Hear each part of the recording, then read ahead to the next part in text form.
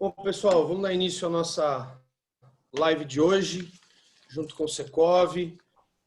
Mais uma vez é um prazer imenso estar com todos vocês em mais uma live do Secov durante esse período de pandemia.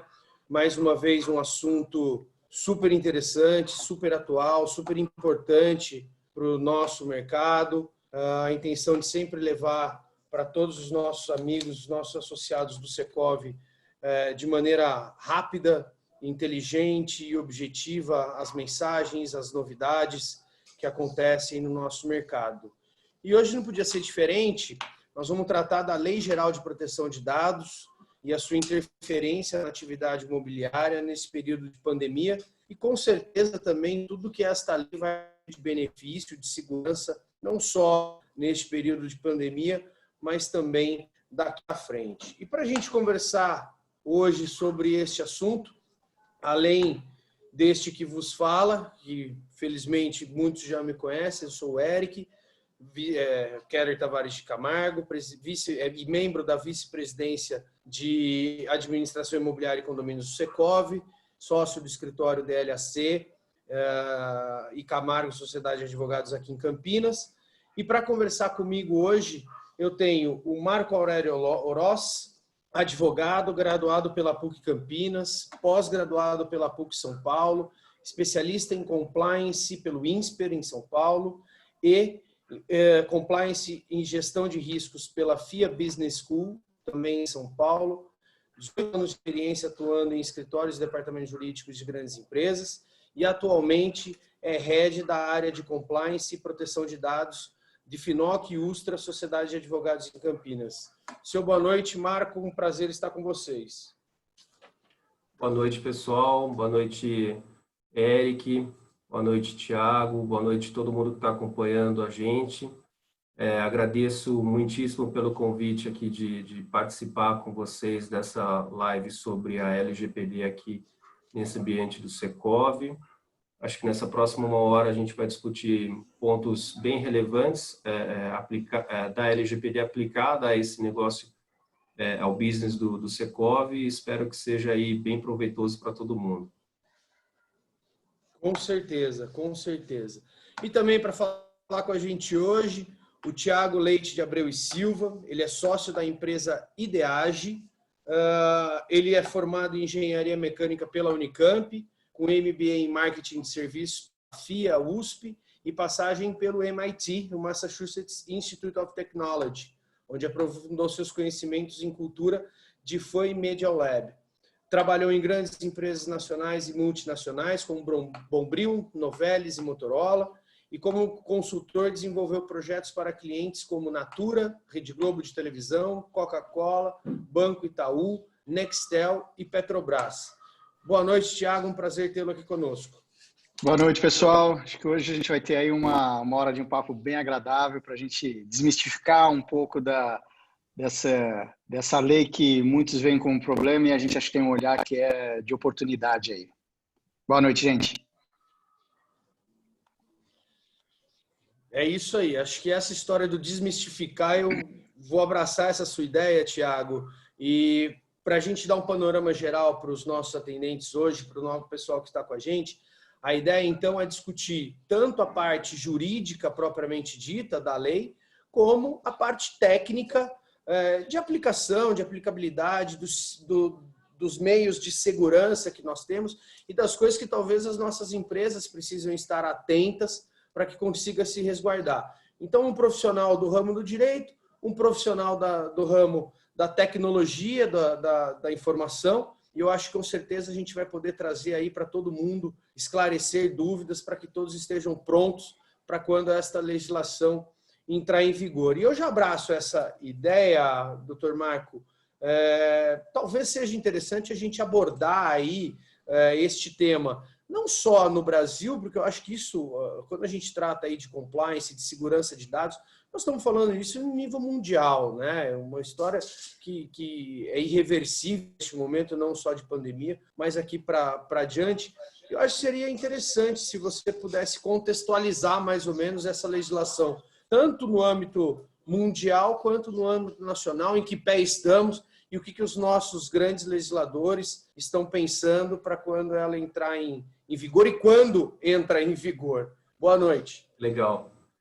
Vamos lá, pessoal. Essa contextualização é muito importante, porque na linha da desmistificação que o Thiago comentou, é importante a gente pensar, primeiro, não é uma invenção brasileira. Tá? Uma lei que trata sobre proteção de dados não é uma jabuticaba. Só tem no Brasil, é mais uma ideia do legislador, mais uma vontade aí de arrecadação, de aplicar multa, sanção. Não é isso. Tá? A Lei Geral de Proteção de Dados no Brasil é apenas uma consequência de uma movimentação mundial em relação a esse assunto. Tá? Para vocês terem ideia, uma série de países já tem, talvez a gente não tenha tanta clareza, mas o Uruguai já tem, a Argentina já tem, África do Sul, Japão, Austrália, Nova Zelândia, União Europeia já tem, né, uma GDPR, que é a equivalente Lei de Proteção de Dados, desde 2018, e eles vêm discutindo isso desde 1995. A primeira diretriz sobre proteção de dados foi de 95, ou seja, há algum tempo eles já estão pensando sobre isso, em como regulamentar e como regular o trato de dados pessoais pelo mercado de forma aberta, com uma ideia, com duas ideias bem claras, né?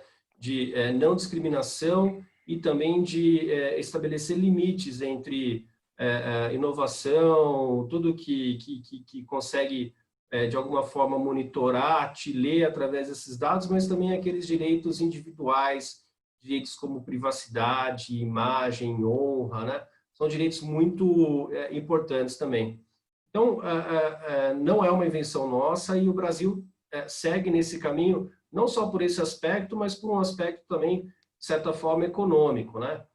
Se é uma movimentação social de caráter sociológico aí dessas limitações de direitos, também tem um pouco a ideia do caráter econômico. A gente tem a OCDE, que é uma organização sediada lá em Paris, que viabiliza atividades econômicas e comerciais para alguns países que são seus membros, e ela colocou como uma diretriz, olha, para você fazer parte aqui do nosso grupo, você deve, o seu estado, o seu país, né, país-estado, deve ter aí uma orientação sobre proteção de dados, né? E o Brasil foi também nessa linha de tentar, por esse caminho, viabilizar negócios com a União Europeia, que se não é o primeiro ou segundo, mas está entre os três principais players, se a gente tiver Estados Unidos, China e União Europeia, né? Todo mundo quer fazer negócio com todo mundo.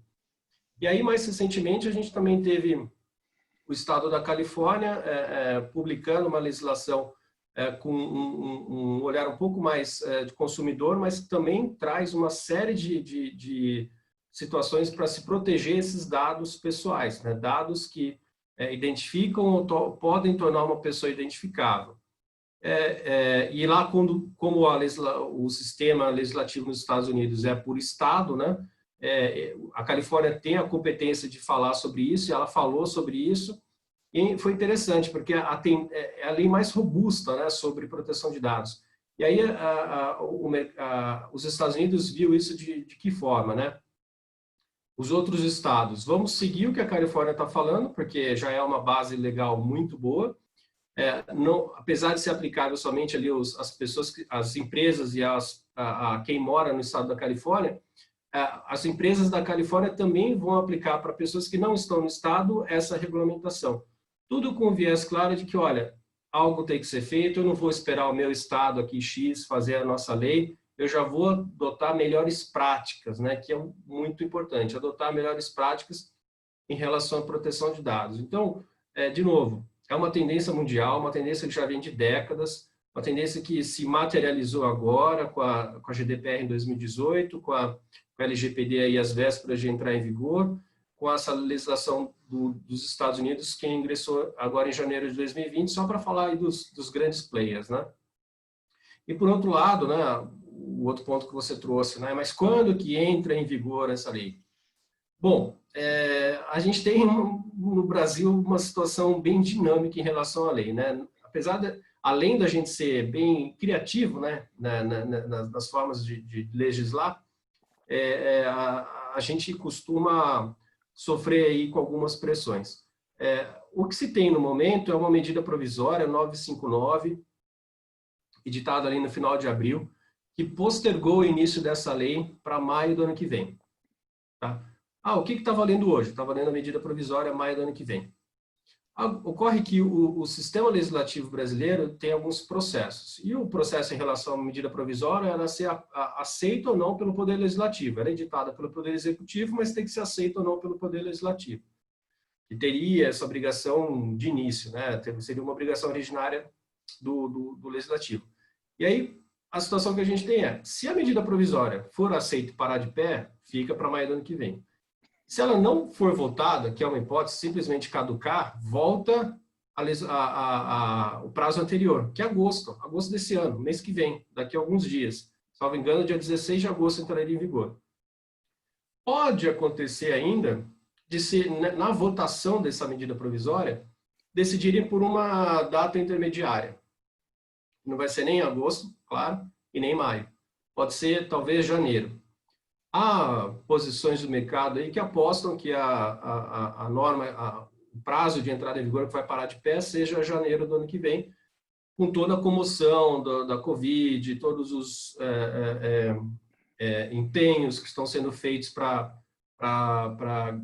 preservar postos de trabalho, para preservar vidas, né? Uma série de investimentos que estão sendo feitos. Então, parece razoável e aceitável no mercado que ela entre em vigor em janeiro, não obstante, nesse momento aqui, dia 28,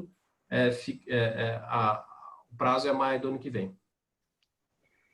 Talvez essa pandemia venha para, talvez postergar um pouquinho, mas também veio para nos mostrar a necessidade de regular isso e a necessidade das próprias empresas de todos os ramos se adequarem a isso, né? E aí que eu entro com o Thiago para ele complementar essa ideia de contextualizar essa legislação nova exatamente na sua área, na tecnologia, na inteligência tecnológica e nos riscos de eventualmente aí que pode estar acontecendo com nossas empresas que atuam no mercado e que são detentoras de vários dados, né? Se a gente falar de uma imobiliária, uma administradora de condomínio, uma construtora, nós estamos aí cercados de dados, né? Exatamente, Eric e Marcos, né? Então, o que acontece? Marco, desculpa. Quando a gente vem com uma coisa nova, né, nasce uma inovação, junto com ela vem desafios. E a tecnologia trouxe uma série de desafios. Nós não somos nativos digitais, né? Então, nós somos de uma época que armazenar dados não existia. Isso era coisa da NASA que mandava o homem para a Lua.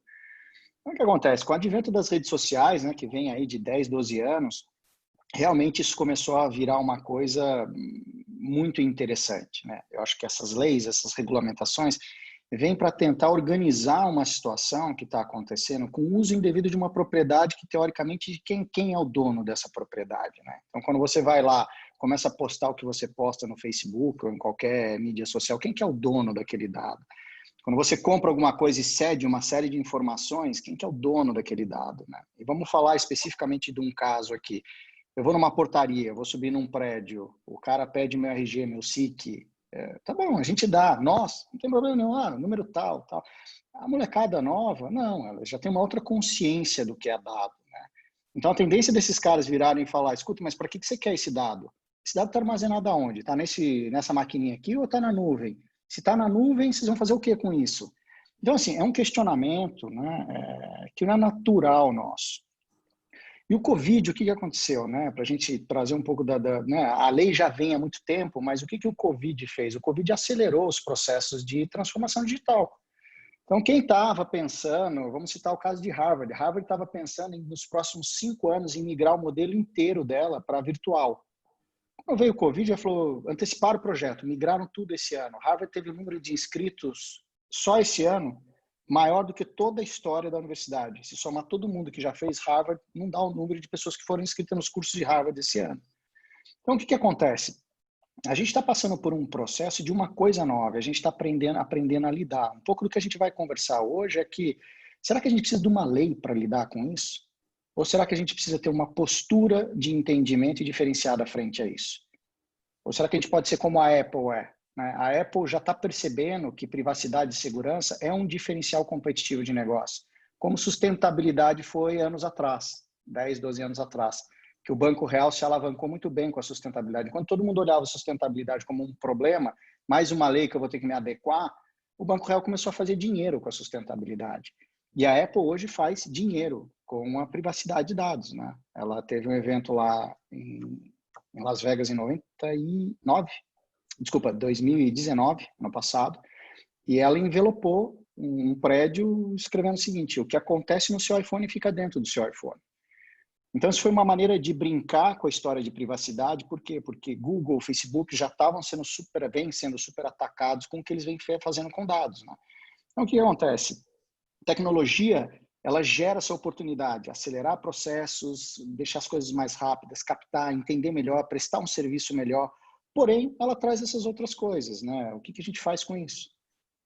Todo mundo fala do IoT, a internet das coisas. Nossa, tudo conectado, é uma maravilha. Sim, uma maravilha. Todas as luzes controladas, tudo. A sua televisão, a sua geladeira, você tira. E se um hacker invadir isso e usar tudo isso?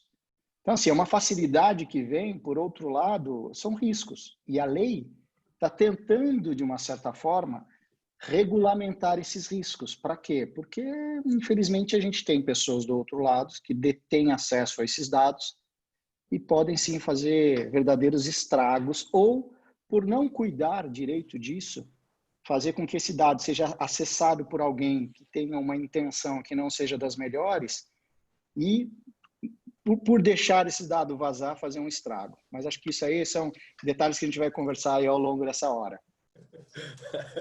A gente se empolga, né, sempre, porque eu acho que é um assunto tão atual e é algo que está todo mundo. Eu entendo aquilo que você falou, porque assim, quando nós tivemos essa evolução da internet, do e-mail e tal, eu acho que não passava na cabeça da nossa geração, da geração anterior, que os nossos dados seriam tão importantes e tão utilizáveis como são hoje, né? E para isso eu também entendo e vejo o seu ponto de será que efetivamente a gente precisa de uma legislação? Mas aí eu volto para o Marco, porque assim, se nós pensarmos hoje na legislação nacional, no Brasil, a gente tem muita cultura da penalização. O que a gente percebe é que a norma ou a lei que não tem uma consequência para o cidadão, ela cai no esquecimento. Então, o que eu queria te perguntar, Marco, é o seguinte: se nós trouxermos essa nova legislação para as imobiliárias, para as administradoras, para os próprios condomínios, que hoje tem também esses dados, como ponderou o Tiago, o que essa legislação traz para a gente de cuidado, de responsabilidade? O que a gente precisa estar atento para que a gente possa, ao mesmo tempo que a gente cobra do nosso condômino ou do nosso cliente, que ele resguarde as nossas informações, para que a gente também resguarde as deles? Vamos lá. Bom ponto, né? Pessoal, uma frase bem sucinta, né? Tentando ser bem direto aqui em relação à lei. A lei ela estabelece o seguinte: dados pessoais são aqueles que identificam ou tornam uma pessoa identificável, somente poderão ser tratados dentro de hipóteses estabelecidas pela lei. E tratamento é o quê? Tratamento é absolutamente tudo que você faz com o dado. Coletar o dado, armazenar o dado, transferir esse dado, qualificar esse dado, apagar esse dado. Tudo que você faz com o dado, imagina qualquer atividade dentro ali da sua operação, vai estar atingida por essa lei. Então, olha, daqui para frente, entrando em vigor, esses dados pessoais, pode ser nome, CPF, RG, placa de carro, eventualmente, porque a placa de carro eu faço referência de quem que é o proprietário do carro, logo eu consigo identificar uma pessoa. E ainda uma variedade, e-mail, IP, telefone celular, tudo isso eu consigo estabelecer uma conexão direta em relação a alguém, né? O nome ele já identifica, mas também o CPF torna aquela pessoa identificável. Número de CNH, tudo isso. E ainda tem uma variável que são aqueles dados pessoais sensíveis que dizem respeito ali a estado de saúde, opção sexual, opção religiosa, filiação a sindicato, raça, etnia, todos esses dados pessoais sensíveis, eles merecem um tratamento ainda mais especial. O ponto é que, dentro desses business que a gente tem dentro do setor imobiliário, certamente a gente vai começar a ver algumas situações que merecem atenção, né? Se a gente pensar ali, por exemplo, numa associação de moradores, será que uma associação de moradores tem toda a estrutura, o ferramental, os funcionários, o orçamento necessário para estabelecer aí uma série de processos e procedimentos que resguardem esses dados pessoais? Ou na portaria uma prancheta, um papel, que alguém lá preenche uma relação de entrada, né? Que controle que é feito? Será que quem exerce as posições ali de gestão dessa associação sabe o que é, né? Ou ele quebra um pouco o galho ali, né? É aquela pessoa sem muito preparo, sem muita consciência do que está, consciência assim, do risco do que a associação está assumindo. A gente tem que pensar nas pessoas que estão visitando, não só dos moradores, né? Se a gente pensar então em corretora imobiliária, bom, a gente tem é comum, né? A gente tem ali um lançamento e tem ali o stand de vendas e tem as pessoas que vão mostrar o empreendimento, explicar como é que vão trazer questões relacionadas ao valor, forma de pagamento, quem que está financiando. E é muito comum que se preencha ali uma ficha, né, de intenção de compra, e para o negócio seguir adiante, você pega essa pessoa, esse corretor, né, tem ali o crachá, o cartão com o nome, ele começa a pedir informações para, olha, deixa eu ver aqui como que a sua renda, da sua família, da sua esposa, você tem algum imóvel, ou seja, você começa a fornecer dado pessoal. Qual é a relação, todavia, da sua empresa com essa pessoa? É seu funcionário? É seu colaborador? Está registrado na sua folha, o João ali que está atendendo as pessoas? Ou ele é um profissional liberal que você chama, às vezes, para exercer essa função, né? A gente tem ainda essas pessoas que vão construindo nesse momento de relacionamento ali de um stand, um banco de dados, né? Eles não é incomum você visitar um lugar, tal, passa o telefone, passa o nome, passa até a profissão, o e-mail eventualmente, e dali 6 meses a pessoa te liga e fala, olha, eu lembro que você esteve em tal lugar, viu um imóvel, agora a gente está com outro lançamento aqui, eu lembro que você queria uma casa de até 150 metros, mas que pessoa é essa? Né? Ou seja, é dado pessoal. A gestão de todos esses dados é que vai ter que ser bem cuidada daqui em diante.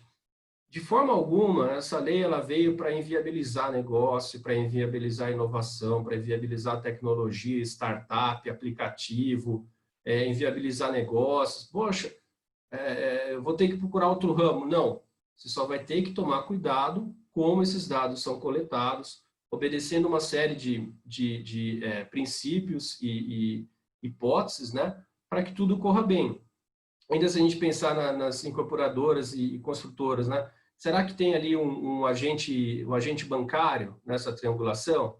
Será que você acaba fornecendo os seus dados pessoais para uma pessoa que está ali, em carne e osso, mas ela pega essa informação, ela repassa para um banco para ver se a sua ficha lá vai ser aprovada para, enfim, sentarem à mesa e começarem a negociar a compra do imóvel, o aluguel, enfim.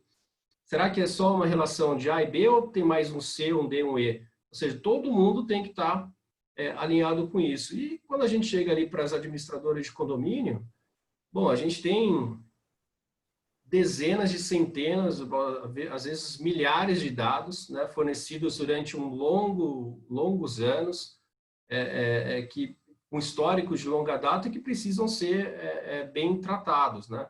E essa questão da portaria, né, também é muito comum. Você chega ali na portaria, qual é o seu nome? me dá um documento, às vezes esse documento é escaneado, tira-se foto. Quando você, às vezes, vai visita esses condomínios industriais, né, com esses parques, né, que tem lá indústrias dentro, você, às vezes, tem que dar o documento do veículo, e aí eles sabem, basicamente, e você fala de onde você está vindo. Do nada, nada, a pessoa sabe o seu CPF, seu RG, às vezes tem a sua CNH registrada, se você fala que é advogado, aí ela sabe o carro que você tem, em 5 minutos ela criou o seu perfil socioeconômico ali. Essa pessoa na cidade, para esse carro, ganha tanto, né? E aí, às vezes, nem é você que está nessa linha de frente, é uma empresa terceirizada que está lá fazendo, né, a administração. Então, tem que tomar cuidado. Esses são os pontos de cuidado, alguns dos pontos de cuidado nessa lei que tem uma série de pontos a serem tratados, e é o que a gente pode indicar aqui de princípio. Eu vou voltar nesse tópico, Marco, por conta do seguinte: a legislação fala da função do encarregado. Eu acho que isso é importante também para a gente debater. Mas eu queria fazer uma consideração antes com o Thiago, porque assim, quando você fala dessa questão da proteção, da guarita do condomínio, da imobiliária, das empresas de menor porte, que às vezes não tem toda a possibilidade de ter uma estrutura de tecnologia como outras maiores têm, isso pode até causar um pouco de dúvidas e um certo pé atrás com isso. Tiago, o que eu queria saber é o seguinte: as ferramentas que estão disponíveis até hoje já no mercado para resguardar esses dados, a gente consegue atender todo o público, todo o tamanho de empresa? O que será que essas empresas vão precisar fazer, independente do seu tamanho, para conversar com o seu colaborador, com aquela pessoa que está mais diretamente ligada a esses dados? O que será que dentro aí da tecnologia da informação a gente deve esperar, deve fazer, e se todos têm a possibilidade por conta dos custos até disso? Tem sim, Eric. O que acontece? Tecnologicamente falando, né, como é que está dividido? A gente divide essa questão de privacidade e segurança em classes. Né? Você tem a classe que são as ferramentas de borda, que estão ali cuidando de consentimento, cookie, autorização. É a borda, é o começo do negócio. Né? E aí tem as histórias de private by design, ou seja, como é que você dá a visualização dessa informação para a pessoa ir dando consentimento, autorização. Você tem as ferramentas nucleares, que são aquelas ferramentas que vão ou anonimizar dados, deixar o dado, mascarar dados, ou vão cuidar da governança do dado, ou vão criar mecanismos para entender o que está sendo feito nessa gestão de dados, não só da governança, como na gestão de dados. Você tem as ferramentas de infraestruturas, que são as ferramentas de segurança, que vão fazer com que, olha, impeça criptografia ponto a ponto, então, mesmo que alguém acesse e não consegue identificar, ferramentas de segurança para impedir invasão de servidores, e tem as ferramentas complementares, que são aquelas que fazem testes de invasão periódico para ver se o teu sistema realmente está funcionando. Então, assim, considerando essas 4 camadas, o que acontece? Todo mundo, de uma certa forma, precisa trabalhar com essas camadas. Mas essas camadas não necessariamente têm a ver com tecnologia. Muitas vezes elas têm a ver com processo. Por quê? A lei não se limita ao dado digitalizado. O papel também. Então está dentro da lei. Mas nada é digitalizado. Eu anoto lá num papel de parede lá que eu escrevo.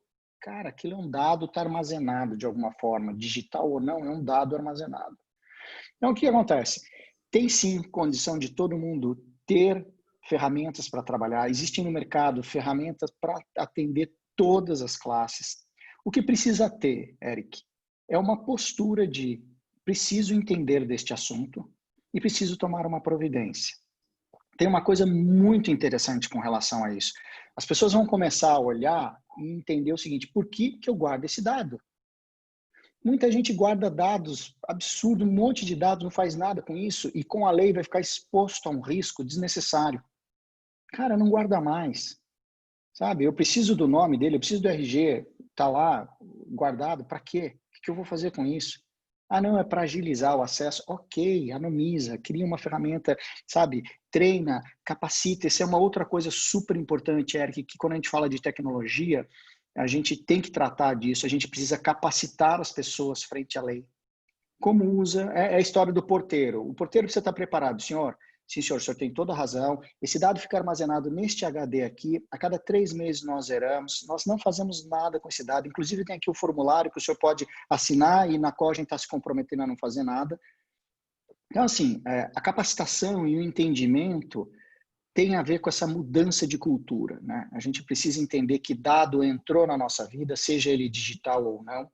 A gente usa ele para uma série de questões de modelo de negócio, porém, nós vamos ter que tomar cuidado com ele. Assim como ética é uma coisa que todo mundo entende, é claro, eu sou ético.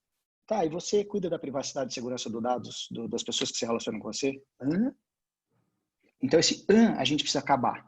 A gente precisa passar e falar, não, cuido sim, eu cuido do seu dado como eu cuido do meu filho. Com maior atenção, com maior carinho, tenho todas as ferramentas de segurança, anonimizo os dados, então tudo que eu armazeno, ninguém identifica, eu tenho criptografia ponta a ponta, ou não, eu não tenho nada disso, porém eu tenho um sistema que no final do dia eu deleto tudo e eu estou seguro de que nada é vazado. Então acho que é um pouco por aí. Tem ferramenta para todos os bolsos, inclusive gratuitas. Eu acho que essa é a grande questão que fica, até para o pessoal começar a desmistificar, como a gente começou lá no início, porque acho que imediatamente quando a gente fala dos dados, todo mundo pensa, fala, eu vou precisar criar um software do tamanho do mundo, vou precisar ter um bunker para guardar. E eu acho que são duas interessantes, né? A primeira é de você trabalhar e falar, olha, tem ferramentas tranquilas e baratas para você fazer isso. E achei interessante uma coisa que você ponderou em diversas administradoras ou condomínios ou as imobiliárias e construtoras. Vai chegar um momento, talvez, que eu não preciso mais daquele dado. Eu já dei a finalidade que eu queria para ele naquele momento. Então, talvez seja o momento da gente fazer uma limpeza, né? Não tem mais a venda do mailing que existia antigamente, né? Aquela história. Isso não vai existir mais. Então, talvez diminuir a quantidade de dados que você tem, eu acho legal.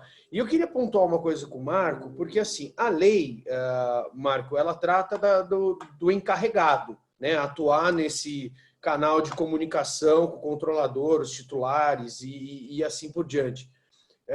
O que me preocupa um pouco nisso será que isso vai criar mais uma responsabilidade para o síndico do condomínio, para o presidente da associação? Como que talvez ele precise, será que ele vai ter que mudar um pouquinho o conceito dele de onde que eu procuro a minha administradora, a minha assessoria condominial, com quem que eu estou tratando, para que ele evite talvez eventual risco que esta legislação possa trazer? E aí eu estou pensando na pessoa física desse síndico, Marco. Pois bem, né? A posição do encarregado criado por essa lei, ela se assemelha muito a uma posição que tem lá na GDPR europeia, tá? Vai ser aquela pessoa que vai fazer o meio-campo. Vai fazer o meio-campo com os titulares, que tem uma série de direitos, a gente pode passar por eles um pouco mais adiante. Quais são os direitos dos titulares? De nós aqui, né? Nós que temos um CPF, que temos um RG, que temos um celular, um e-mail. Ele vai aceitar os pedidos, as solicitações dessas pessoas. Ele vai também, o encarregado, ele vai eventualmente receber as notificações e prestar os esclarecimentos para as autoridades públicas, né? Como a gente tem a figura aí de uma Autoridade Nacional de Proteção de Dados, e entre outras coisas ela vai fiscalizar e vai aplicar as sanções. E ele também, o encarregado, tem a função, a missão de dar o tom em relação ao assunto proteção de dados no ambiente dele. O fato é que toda pessoa jurídica que fizer o tratamento de dados pessoais deverá indicar para essa Autoridade Nacional de Proteção de Dados um encarregado, um responsável por fazer essas 3 ações. Nesse momento, essa pessoa pode ser tanto uma pessoa física quanto uma pessoa jurídica, tá? Então, uma pessoa jurídica pode prestar esse serviço de encarregado para uma outra pessoa jurídica, um escritório, né? Qualquer PJ pode fazer isso, também uma pessoa física. O fato é que, mas será que o síndico é a melhor pessoa? Pode ser, pode não ser. Pode ser se tiver ali uma predisposição, é interessante porque é uma pessoa que tem conhecimento, uma pessoa que tem autoridade, tem uma série de deveres e direitos e responsabilidades já assumidas nessa posição, talvez ela exerça mais uma posição essa de encarregado, de receber a informação, passar a informação e de determinar como os dados vão ser tratados. Por outro lado, olha, não é muito a minha praia, eu não quero fazer isso. O condomínio, a associação, pode procurar por alguém que faça esse serviço, que preste esse serviço. E vai ter bastante gente prestando serviço. E, de regra, nas empresas, a gente tem indicado que talvez a pessoa de TI seja a melhor pessoa, se tiver muitos dados digitalizados, mas talvez o RH, porque o RH é a principal fonte de dados pessoais dentro de uma empresa quando a gente olha para os colaboradores, né? Os colaboradores todo dia fornecem dados pessoais para a empresa. Então, pode variar entre TI, entre o pessoal do jurídico propriamente. Hoje eu fui num cliente que a gente está caminhando para que o gerente jurídico seja esse encarregado. O síndico pode desempenhar essa função, como também pode, enfim, deixar a cargo aí de outras pessoas, mas ele deve ter claro que o encarregado ele vai ser o responsável pela gestão desses dados dentro do ambiente dele, dentro do empreendimento dele. E se alguma coisa for acontecer de errado, ele vai responder ali naquela posição que ele tem, que ele responderia como responde por um síndico. Qual a responsabilidade do síndico no empreendimento? Ele vai agregar mais uma caixinha ali, né, no dia a dia dele, proteção de dados vai ficar nessa caixinha. E aí ele vai ter que tomar os cuidados de praxe em relação a isso. Eu costumo dizer, mas o síndico ele tem aproximadamente 360 obrigações no ano para cumprir. Ou seja, ele tem uma por dia. Então, assim, por que não também cuidar dos dados, né? Por que não cuidar dos dados de todo mundo? Mas então eu preciso... O que eu acho relevante é o seguinte, da mesma forma que o síndico, para todas essas outras situações, conta com uma assessoria, né? Olha, aconteceu tal coisa, o que você acha? Que caminho que eu tomo? Faz esse contato ali com a administradora, olha, aconteceu tal coisa. É o que acontece também, vai acontecer em relação à proteção de dados, né? Recorre a uma assessoria, pergunta, esclarece e segue adiante. Toma a melhor decisão, mas uma decisão com apoio, né? E aí, Tiago, então, me salva nessa. Salva os síndicos, as próprias assessorias condominiais, porque muitas delas também assumem essa carga de informações, como as imobiliárias, né, que têm os seus inquilinos, os proprietários, ou seja, a gama é gigante.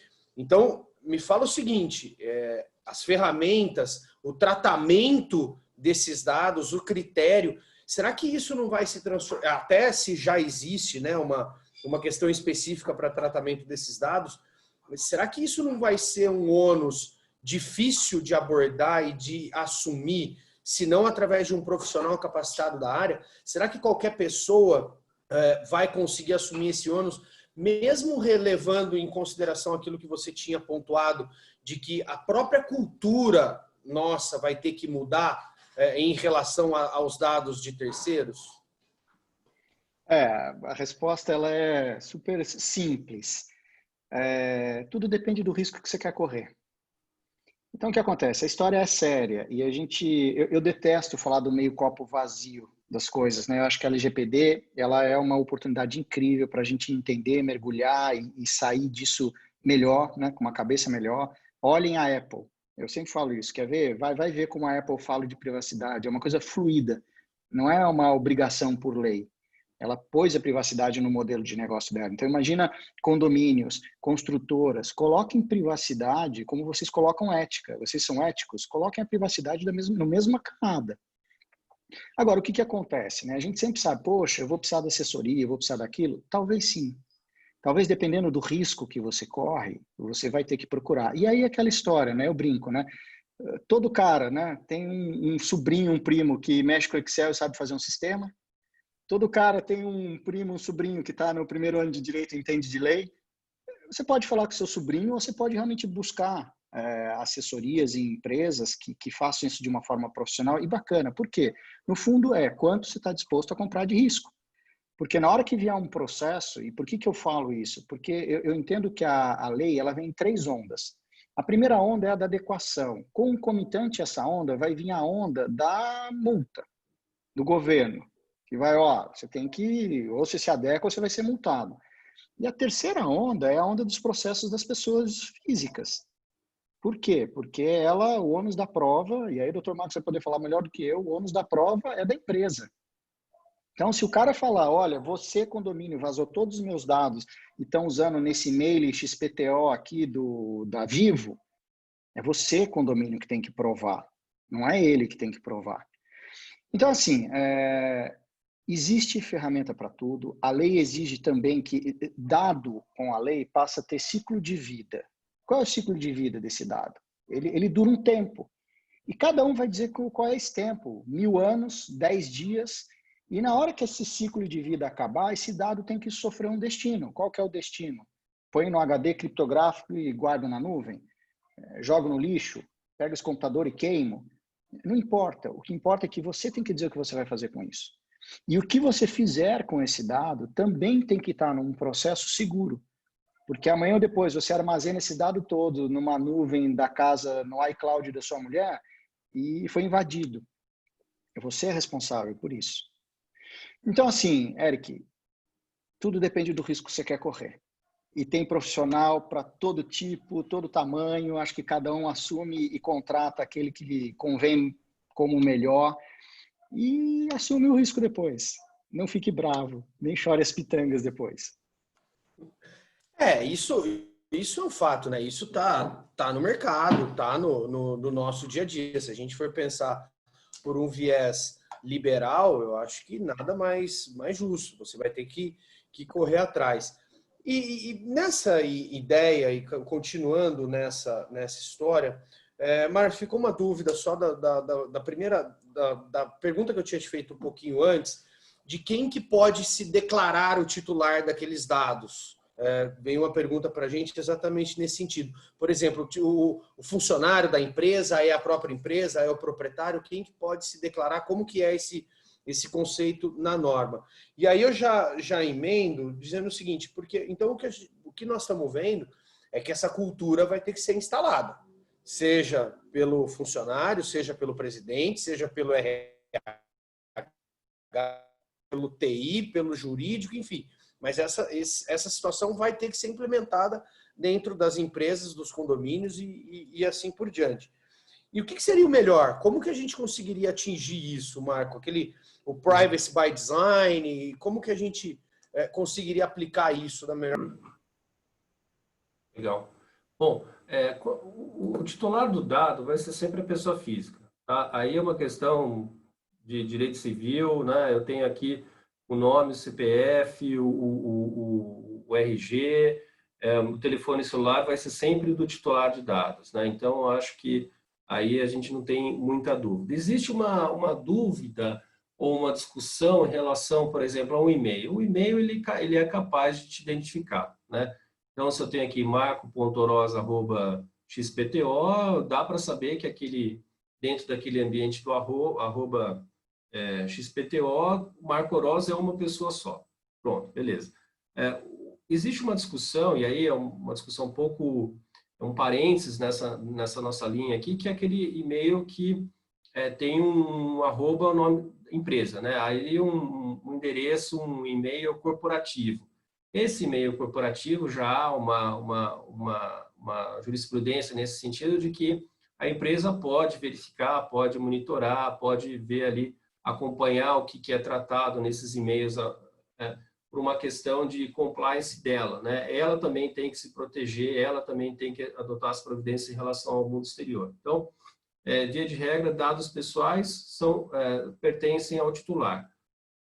Agora, nesse ambiente, né, e aí pegando um ponto aqui que o Thiago trouxe, né, do ciclo de vida, do dado, daqui em diante vão ter que ser respeitados alguns princípios. E acho que entre os princípios, além das hipóteses, né, determinadas ali que o dado pode ser tratado, a gente vai ter alguns princípios como finalidade, né? O Eric também falou, olha, se eu colhi aquele dado com a finalidade X, acabou aquela finalidade, eu vou apagar aquele dado.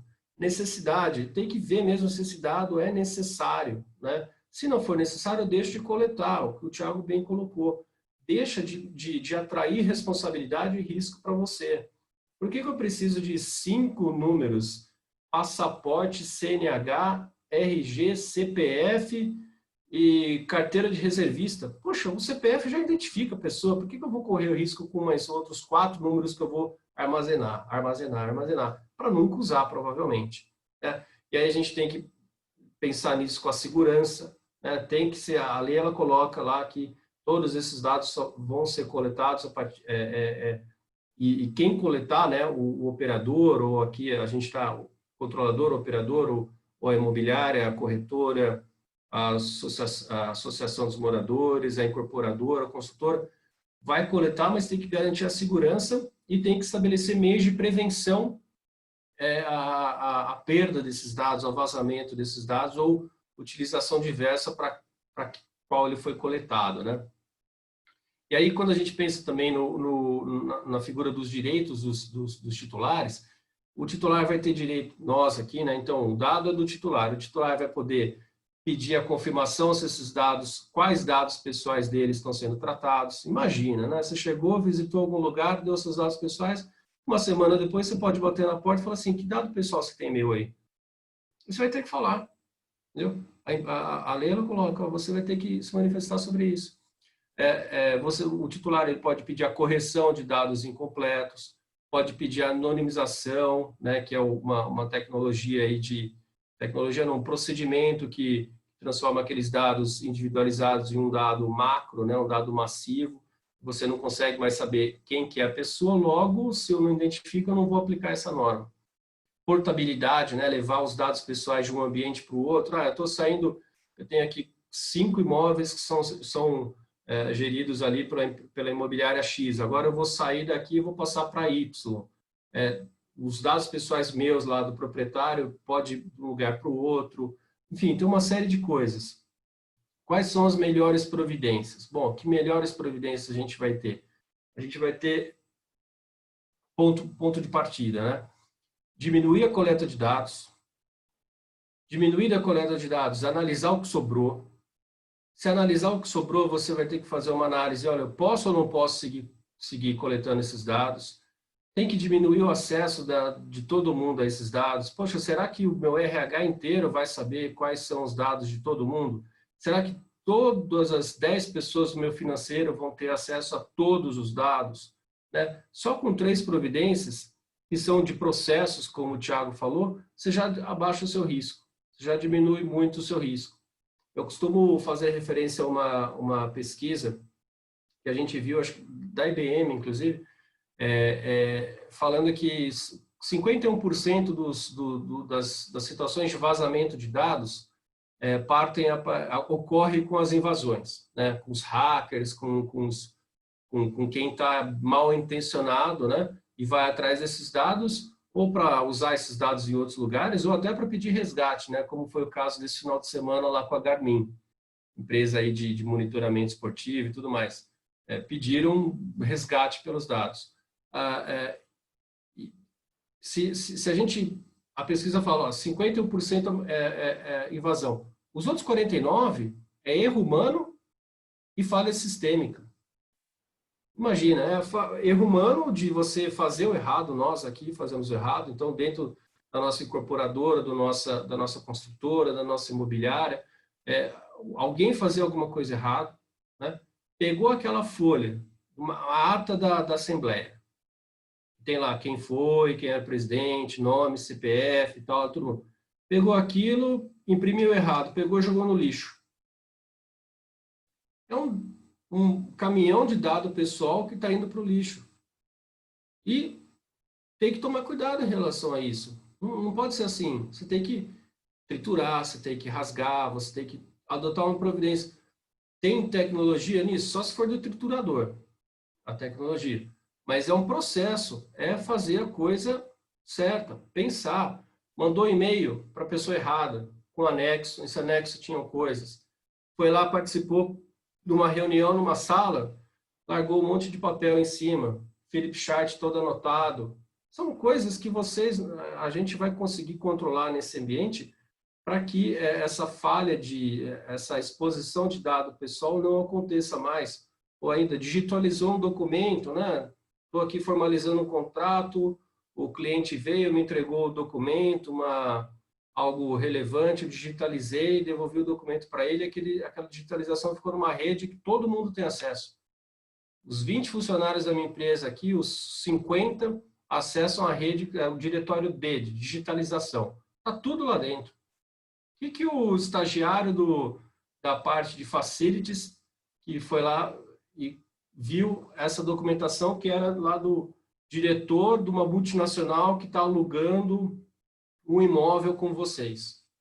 Providências simples, são boas práticas aí para ajustar tudo isso. Tiago, eu estou começando a chegar numa conclusão de que se a gente mudar a cultura, não precisa de tecnologia, cara, não precisa de TI. Porque essas coisas que o Marco pontuou é uma verdade, é no nosso dia a dia.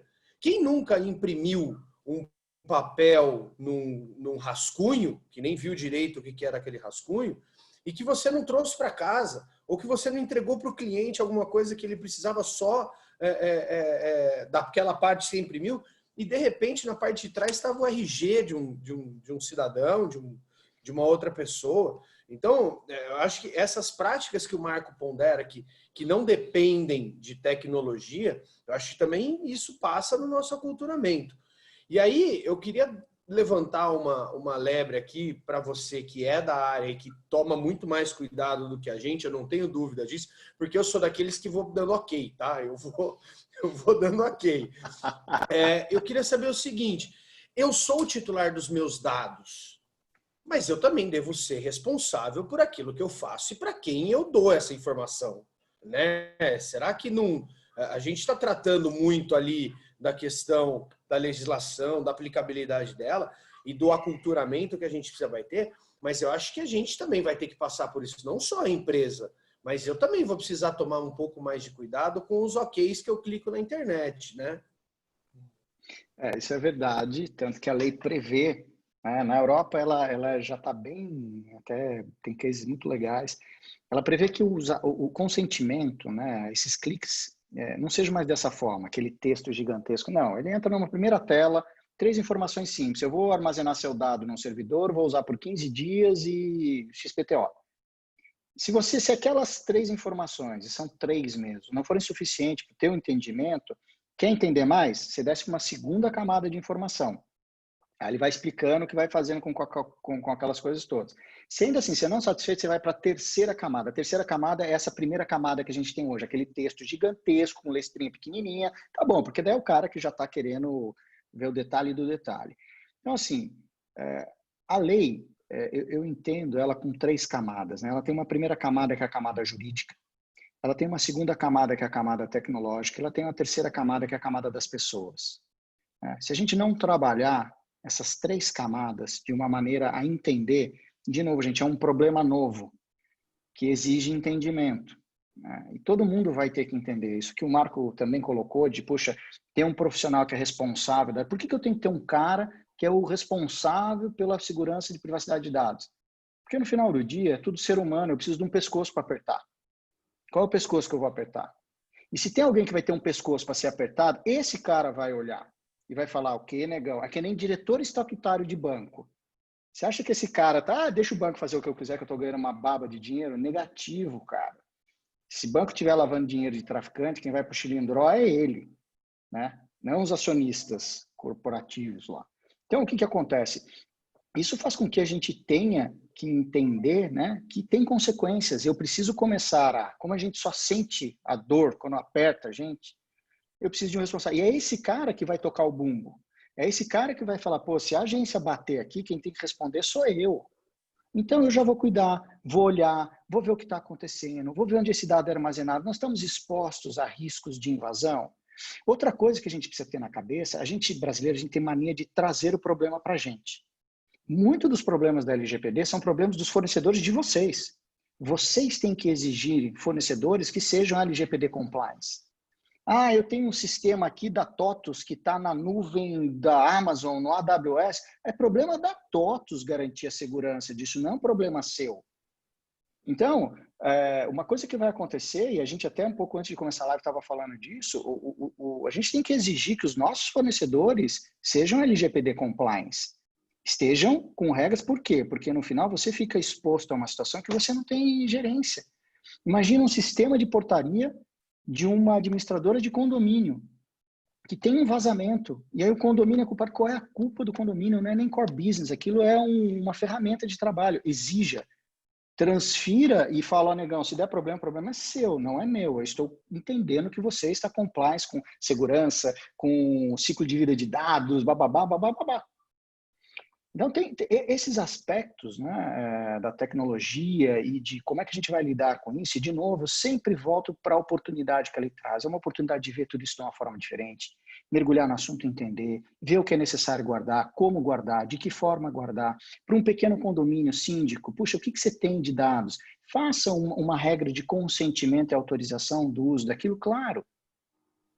Busque ou informação ou um profissional que vai te ajudar. Por quê? Porque você está cumprindo a lei, não é mais que cumprindo a lei, você está começando a entender o que os seus netos um dia vão cobrar de você. Vovô, o senhor cuida da segurança dos dados das pessoas aqui do condomínio?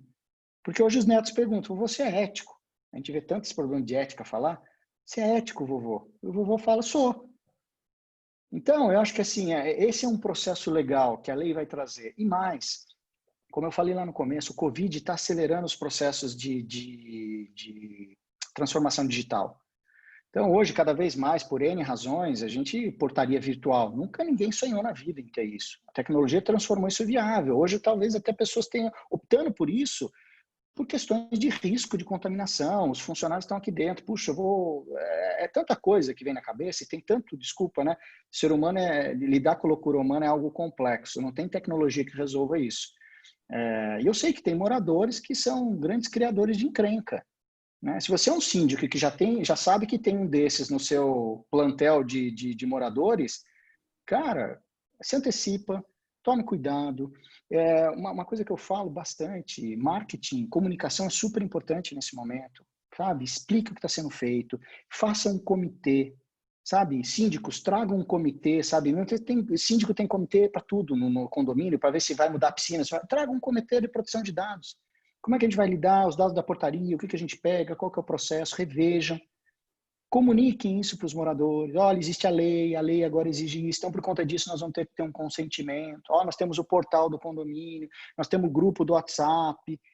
Tratem as informações de forma clara. Diga o que é responsabilidade de vocês e o que não é. Esse grupo de morador não tem nada a ver com isso, bicho. Se aqui vazar, o problema não é meu. Nem é uma ferramenta do condomínio. Ah, não, é uma ferramenta do condomínio. Então, cuide disso.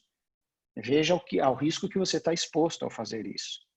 Então, assim, eu acho que traz tanta coisa bacana para a gente rever conceitos. Por quê? Porque mudou. E o Covid, de novo, volto a dizer, né, acelerou. Então, hoje, você vê, nós estamos usando o Zoom. O Zoom hoje vale mais que todas as companhias aéreas americanas somadas. Né? Uma empresa que há um ano atrás ninguém nem sabia, porém teve um super problema de privacidade no começo. Todo mundo começou a usar, tinha um problema de vazamento, eles armazenavam tudo, todas as conversas eram armazenadas, as empresas discutindo reuniões de estratégia, os caras armazenando e vazando tudo.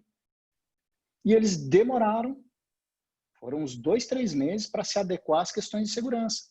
Porque nem eles estavam preparados para isso. Olha, do ramo, não se deram conta que isso daqui ia ter um uso massivo. E cá entre nós, eu uso bastante essas ferramentas. Eu acho que o Zoom hoje é a melhor ferramenta que tem, né, por N razões. E tiveram problema de segurança de dados.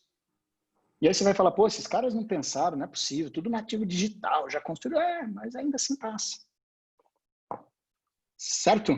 É isso, é isso. Eu queria já indo para o nosso final, eu queria voltar para o Marco, até para duas questões, meio que um pinga-fogo nosso aqui, mas eu achei interessante isso que o Thiago pontuou das camadas da própria legislação. Eu acho que o Marco pode enriquecer um pouquinho nesse sentido também no aspecto jurídico dessa proteção. E eu queria até pedir a sua ajuda, Marco, porque assim, eu acho que tem uma palavrinha aí agora que virou moda, né? Quer dizer, nós temos várias, mas uma delas é o compliance. Então, eu acho que talvez explicar para o pessoal o que é o compliance, o que a empresa precisa para estar adequada nessas regras ou nessa cultura. Eu acho mais adequado para esse momento a cultura de compliance.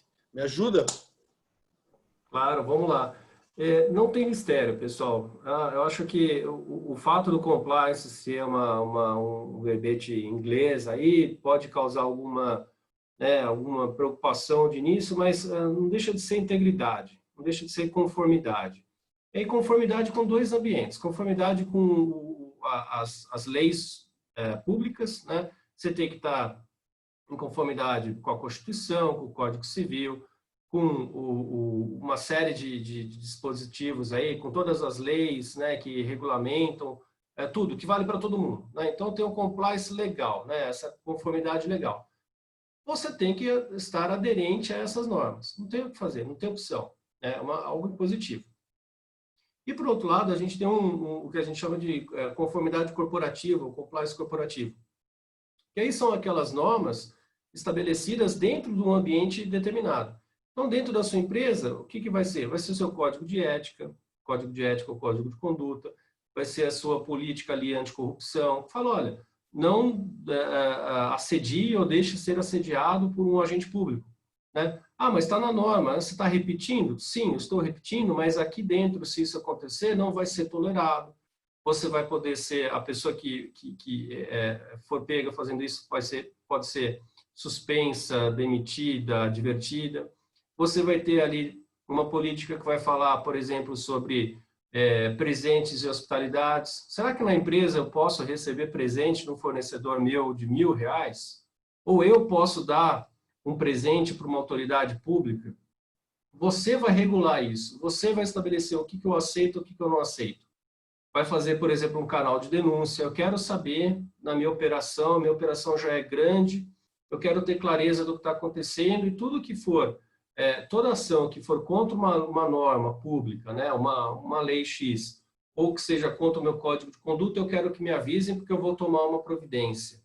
Vou tomar uma providência, inclusive dentro do meu processo que eu estabeleci aqui, de investigação, de verificação e eventual sanção, né? Então, esse compliance ou conformidade é algo, não é um bicho de sete cabeças, e ele tem uma característica muito interessante, né? Que geralmente como você materializa esse compliance? Materializa através de um programa de conformidade, um programa de compliance interno. E como que esse programa de compliance é estruturado?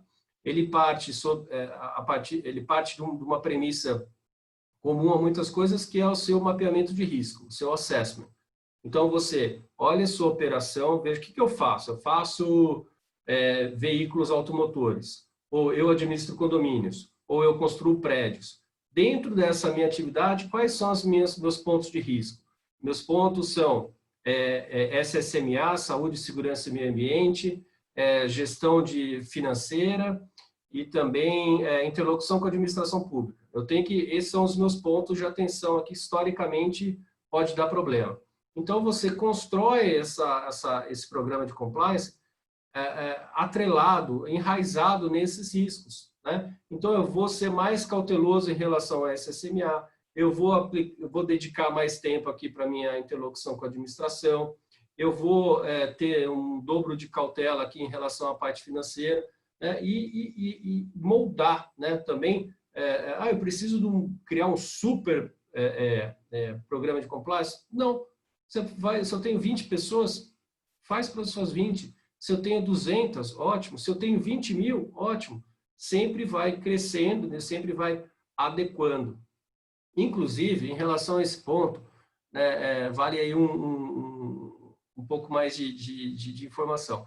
A Lei Geral de Proteção de Dados, assim como acontece lá com a Lei Anticorrupção, né, que ficou muito famosa, enfim, é uma onda que vem basicamente ali no Brasil, né, de 2012, 2014 para cá, apesar de ser um assunto bem antigo, né, o compliance é antigo, principalmente na América do Norte e Europa.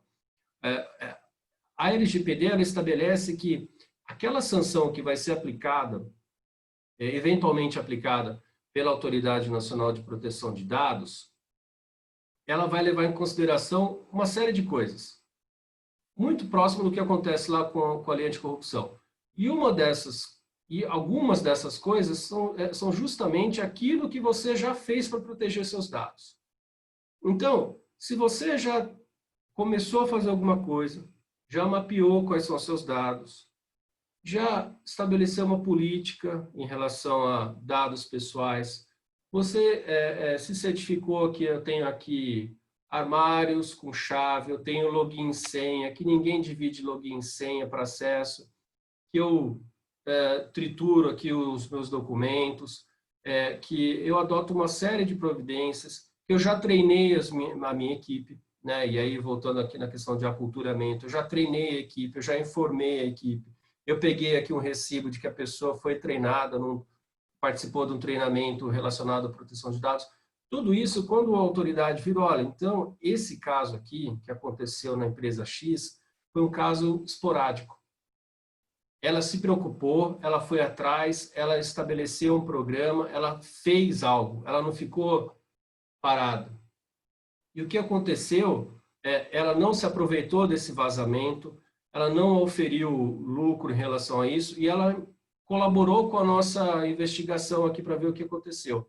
Logo, eu vou partir aqui, em vez de aplicar uma multa que pode chegar a 2% do faturamento bruto de uma empresa limitada a 50 milhões de reais, eu vou advertir, vou dar uma advertência. Então, nesse cenário, enfim, tem uma série de outros detalhes, a gente podia seguir aqui até as 10 da noite. Mas o ponto é, faça alguma coisa, comece a fazer alguma coisa. Não espere, porque a gente está num momento de muitas incertezas. Se inicialmente a gente pensava que não vai ter a mão forte aqui da administração pública, não vai vir, ou vai vir só para aquelas grandes vidraças, né, para as operadoras de telefonia celular, para os bancos, para o sistema financeiro, eu já não sei. Eu já não sei porque essa pandemia esvaziou o cofre, essa pandemia abriu o cofre. Tradicionalmente, né, até algo muito pessoal meu aqui, todo mundo falava em uma nova realidade, numa aproximação, numa reflexão. Foi colocar 60 bilhões de reais na praça que já começou desvio de dinheiro público para todo quanto é lado, né? Assim, é uma praga, né? Pode ser até no meio de uma pandemia. Ou seja, talvez essa caneta da autoridade vai vir pesada. É isso. Vamos fazer um rapidão aqui, que eu tenho algumas perguntas para responder e a gente tem pouquíssimo tempo, então, assim, preciso que vocês consigam ser 4 palavras é o suficiente. Tiago, preciso saber do seguinte, ocorreu o vazamento dos meus dados. Hoje em dia a gente sabe que meus dados já estão aí em vários lugares. Eu tenho como conseguir rastrear e descobrir de onde...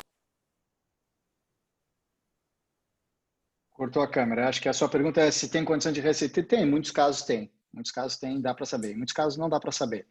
Então, assim, como o ônus de quem tem que provar que não foi ele que vazou é do outro lado, o cara não corre esse risco. E descobrir o que vazou, haja rapidamente, comunique rapidamente, já mostre as atitudes que estão sendo tomadas, já se sabe, não adianta sentar em cima do problema, abaixa, é um pipinaço. Então, acho que assim, vazamento de informação aconteceu, a lei exige também que você tenha um plano de comunicação de risco de vazamentos, tem que explicar o que você vai fazer caso isso aconteça. Então, assim, existem vários detalhes que a gente fala, nossa, mas eu vou ter que fazer isso. Melhor que faça. Não precisa ser complexo, né? Ciência de foguete, né?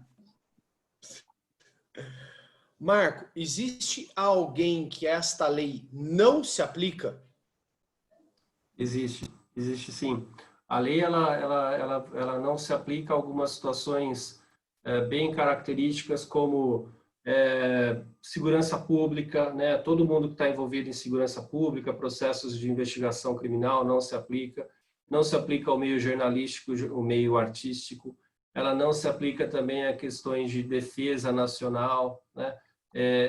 Tem algumas hipóteses também, se a gente pensar que elas são excludentes, né? Eu tenho aqui uma situação de urgência em relação à saúde de alguém, né? Eu posso colher os dados e compartilhar esses dados buscando ali que essa vida seja preservada, né? Então, ela não se aplica de forma total, existem algumas situações de exclusão, sim. Tiago, deixa eu te perguntar uma coisa. Nós percebemos aí que os dados, eles são tanto os digitais quanto aquele também que nós temos no nosso dia a dia. Quando eu tiver que ter a autorização do titular, seja para divulgar, seja para armazenar, tal, eu vou ter isso provavelmente ou na assinatura digital dele, ou naquele cliquezinho do OK. Provavelmente alguma coisa vai estar bem clara ali para mim. Exatamente, você tem que deixar isso claro, né? Não é que hoje não é uma questão mais de estar bem claro, você tem que deixar claro. Então, como é que você deixa essa informação clara, de uma forma simples? Vai acabar aquelas letrinhas, entendeu? Você tem que jogar claro, porque também é um jogo aberto. Não adianta você falar, faço privacidade de dados, mas tem aqui os subterfúgios aqui. Não, cara, seja claro, muda a sua cultura.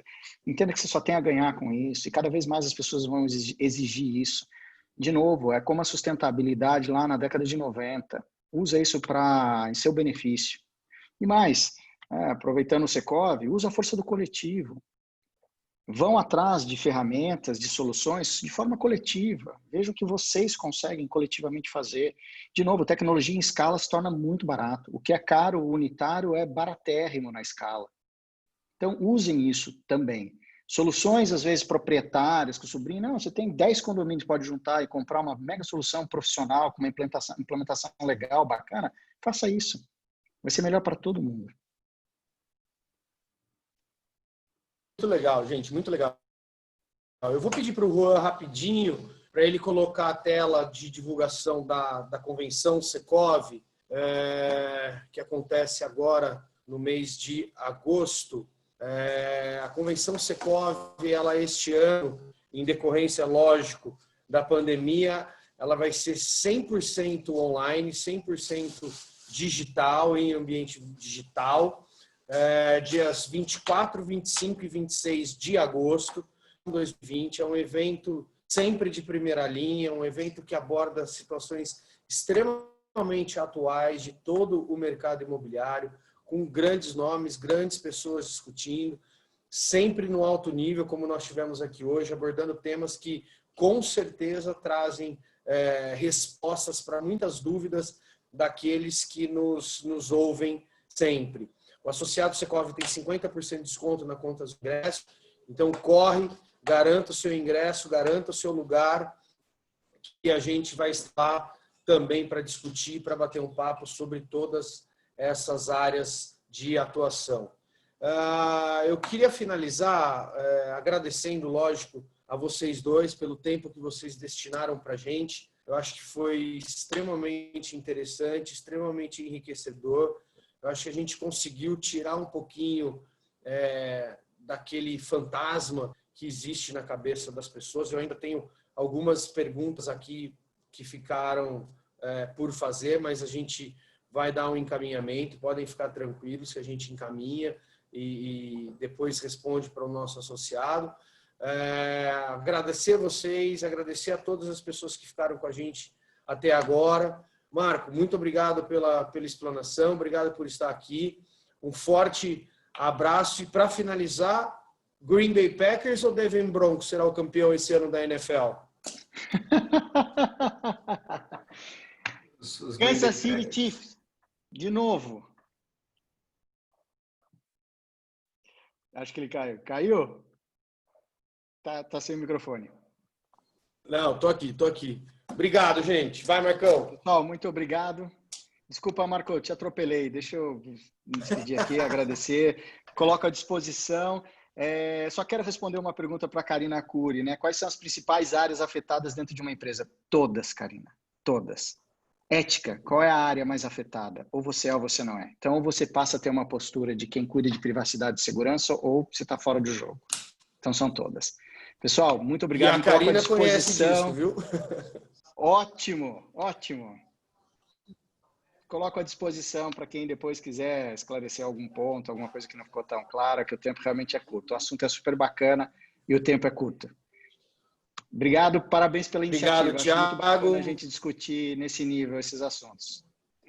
Valeu. Marco. Muito legal. Pessoal, enfim, obrigado aí também por acompanhar esse nosso bate-papo. Eu sigo à disposição. Certo aí de que se a gente seguir pelo caminho aí de cultura e pelo caminho de mudar as nossas práticas diárias simples, a gente vai conseguir ter aí nas nossas empresas uma adequação a essa norma e a gente vai sair, enfim, está adequado aí com providências simples. Eu agradeço, boa noite a todos aí, vamos em frente.